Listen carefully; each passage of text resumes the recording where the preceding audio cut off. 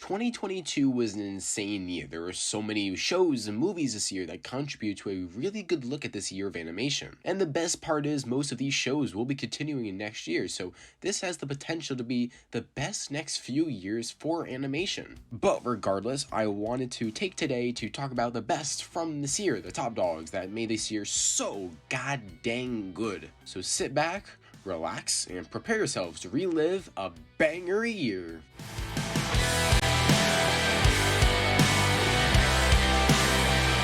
Demon Slayer Season 2 was an absolute banger from start to finish. The animation was stunning as always, but the score, visuals, choreography, and action were truly out of this world for the season. I cannot stress how much this season alone will impact anime fights in the future. Demon Slayer for me was just alright in the beginning, but this season opened my eyes to what studios can do to truly enhance the story. Ufutable's stunning work on the atmosphere of this anime truly makes it a spectacle to watch indeed. Spy X Family is one of two series on this list that were preached to be the next coming of Christ this year. Regardless, Spy X Family was just a great treat to watch. The whole season aired this year, and for manga readers has covered the events up until the first meeting with Desmondo. I've said this before, but shows being able to build anticipation for the audience for a meeting between two opposing characters is one of the best plot devices out there. Because you get hyped for the meeting, you are thrilled to watch the two meet and hope for your expectations when they do meet,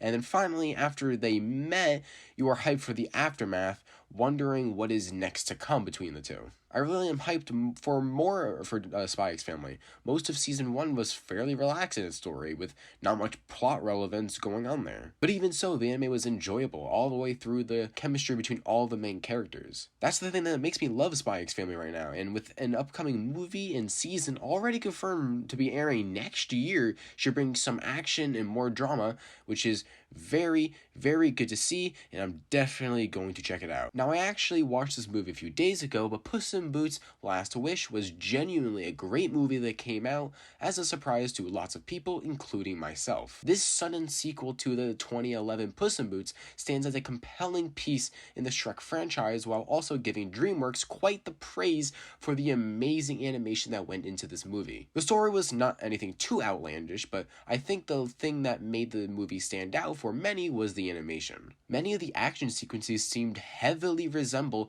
Spider-Verse's animation style, which was interesting to see a different interpretation of that style. In fact, the final fight scene of the movie had gorgeous cinematography and fighting sequences that certainly had me pleasantly surprised as the movie concluded. Death was to bring out Puss's flaw, the fact that he runs away from his fears without sticking to his morals. In their final fight, Puss proves to us that he isn't going to run away when he is scared at life, and then Death ends up backing off, mentioning there's no point in killing him if he understands that he can't take life for granted. I think while yes, it's a rather niche story, the stunning animation and an out-of-sorts theme for a DreamWorks movie again caught the audience off guard and overall led to a wonderful experience for many and makes me want to watch more DreamWorks upcoming movies.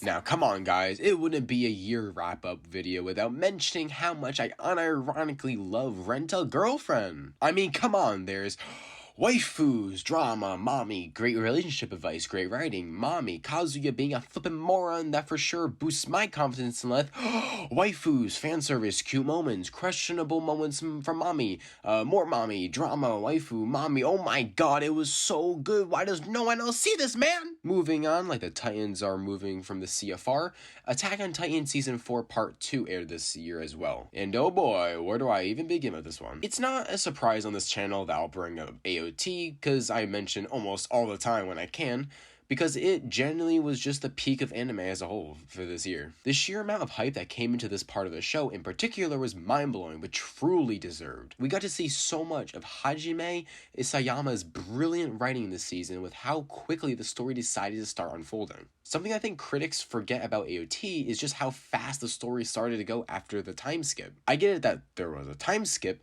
but in just 4 years, so much crap has happened and began to happen, and even in the end of it, we saw the rumbling begin. Pre-season 4 AOT, the world felt so open and unclear, but in season 4, the world doesn't feel as open as it once did. It now just feels kind of weird. Like, it's sort of clear on how the events will transpire, but just not completely. It's a weird feeling indeed. Questions were answered, information that completely turned around how people were interpreting the world before occurred, and as I said before, includes some of the sickest action scenes in all of anime. I just don't understand how he came up with this. This is brilliant stuff, man. There's just so much in store for AOT, and it's almost too much, and you really need to be invested to finish and understand the story completely. And this goes without saying, but Mappa's beautiful work at the adaptation, plus the writing that Isayama should be praised for until the end of time, is just the quintessential of this show's immaculate conclusion. Did someone say quintessential?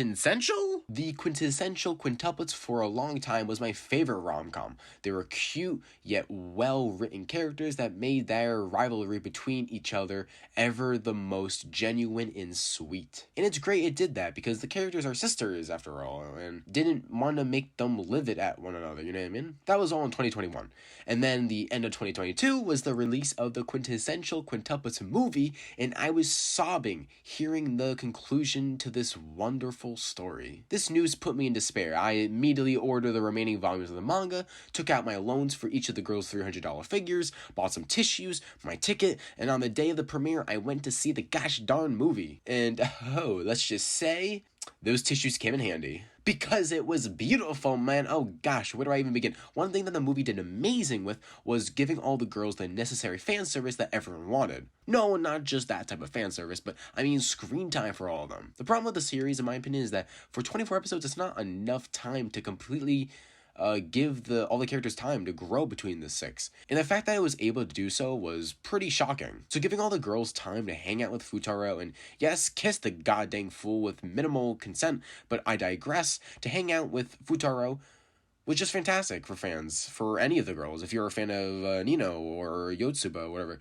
you're gonna enjoy this time that they spent. And it was a fair amount of time. It was like 15 minutes for all of them. It was just fantastic stuff. This is especially grand because at the end of the movie, Futaro makes his choice on who he'll be marrying. And that girl is the one and only Yotsuba. This ending actually makes the most sense for Futaro, as Yotsuba breaks him out of his shell that not any of the other girls can do successfully. And I won't deny it, while watching the other girls cry, knowing they weren't going to be chosen, was pretty hard to watch, I'm not gonna lie, but at the same time, they were still supporting their sister until the very end. I think that final detail signifies that this emotional journey they've all been through will only continue, and that Futaro is still going to be there in their life, even if it's not romantically. I could definitely respect these characters for not making a huge deal about it and just, supporting each other. It's an excellent way to end the series. I'm definitely going to miss the series for sure, but it also gives other romances the time to shine. Speaking of romances that just put a smile on my face,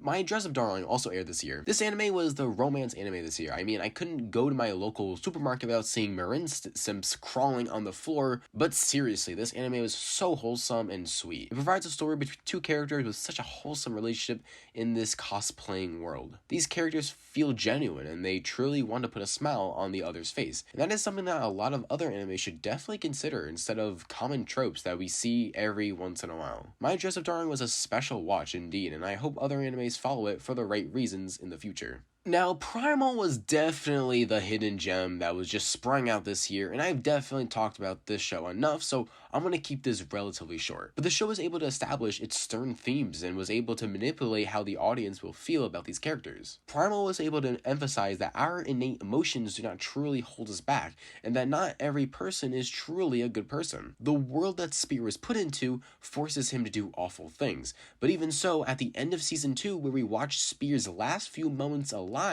the audience still feels compelled to feel bad for him. This guy who murdered hundreds of innocent people, fighters, and just random animals, and yet the audience still sympathizes for Spear after losing so much in this desperately cruel world. That type of writing is moving and made me fall in love with Primal once again. Speaking of cruel world, Smiling Friends was another show that aired this year that incorporated a dreadful world where two guys are the ones who are trying to help people out. For those who don't know, Smiling Friends is a comedy comedy series about Pip and Charlie whose jobs are to help people become happy. At first glance, you might be like, Adrian, what the fuck are you watching? But you'd be surprised at some of the dark humor the show uses that leave you smirking for a good 11 minutes. But I think the thing that makes this show truly unique is that Smiling Friends has some of the best dialogue I've ever seen in my life. It's been a while since I've complimented a show enough just from its dialogue alone, but this show has such a unique and humorous conversations between all the characters that truly make the dialogue just some of the best out there. For instance, the 9th episode takes place in an airport and is just about the 4 coworkers talking about missing their flight to Brazil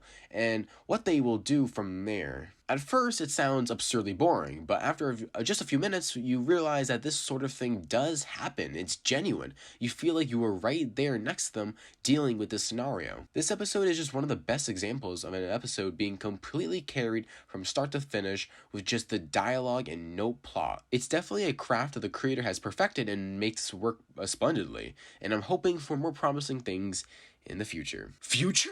Infinity? Gojo? Alright, I don't know what that transition was, but Jujutsu Kaisen Movie 0 also came out this year, and for how amazing this movie was, at least I remember, I almost forgot it aired this year, funny enough. And yet, it still manages to be the best movie of the year for certain. The only contender that comes close to it is Minions Rise of Gru, but I don't think anyone's really ready for the discussion yet. Anyways, I don't really have much to say, but it was just good. If you like JJK, then you'll certainly like this movie too. I mean, I don't have to go in depth with it. Season 2 of the anime airs next year, and something tells me it's going to be even more wacky for sure, so it's probably going to top this movie, Season 1, and I just can't wait, man. But do you know what you won't be able to top? This top-of-the-line rom-com featuring your fan-favorite squad, of course. I'm talking about Kaguya-sama Lovers Were Ultra Romantic, baby. This is the best iteration of the series with some of the best comedic bits and romance has to offer. Kaguya-sama has always been the comedy series that gets me going, like the only one that gets me going. And on top of that, has drama/comedy that is fantastic and tasteful, especially with that finale that the season had. It's overall just a hilariously amazing show, one of the best romances right now for sure, and the movie coming out next year with an amazing soundtrack by the one and only Masayaki Suzuki. Just such a good series, man. Go watch it. And to wrap this video up, we got the 2 animes that are still airing this season, with one just about to finish in a few days, and the other with just about halfway done. Of course, we got Chainsaw Man and Blue Lock. Chainsaw Man was the most hyped anime of the year for sure, and is one episode away from concluding, but definitely lived up to the expectations. MAPPA created yet again an amazing adaptation for an amazing story, and there's beautiful music, animations, visuals. I could literally go on forever. Chainsaw Man is just great. I don't need to be the one to tell you that. The only real complaint of the show I have is that there's only 12 episodes long, and what the flip, bro? Like, where's my other episodes, you know what I mean? But that alone should not take anything away from the series. And then we have Blue Lock, which is still airing, but so far, I'm going to be honest, I'm kind of loving it. I'm not sure why, but Blue Lock brings out this competitive spirit in me that puts me at the tip of my seat every time Isagi gets the ball. Isagi, that's his name, yeah. Maybe it's just how something, I don't know, but maybe just because of the World Cup that ended recently, I don't really know, but I'm loving Blue Lock right now and cannot wait for the latter half to air in 2023. And those are my picks for the best things to air in 2022. Of course, I didn't watch everything that came out this year. Heck, there's a ton of stuff I still want to check out in the next couple months. But regardless, I'm not going to let those shows stop me from giving Attack on Titan the show of the year. Congratulations. Woohoo! Bet no one saw that coming. A little no anticipation, huh? No one saw that coming, huh? But all jokes aside, clearly I think AOT deserves the award for just how amazing this segment was. And unless you truly despise AOT for an unknown reason that I just kind of want to talk to you about because of what, I think most people would agree with me that it's just the best show of the year. Or maybe I'm crazy. Let me know what you guys would put as the #1 show or movie of the year. And if I missed something that you thought was amazing, let me know down in the comments if I should check it out. This year was an incredible year. I learned a lot and I'm excited for 2023 and what will come. I hope you all stay with me on this amazing journey and catch my next video discussing my watch list for 2023. Thanks for watching the video, guys, and see you later. Goodbye. Oh snap, I'm going to bed.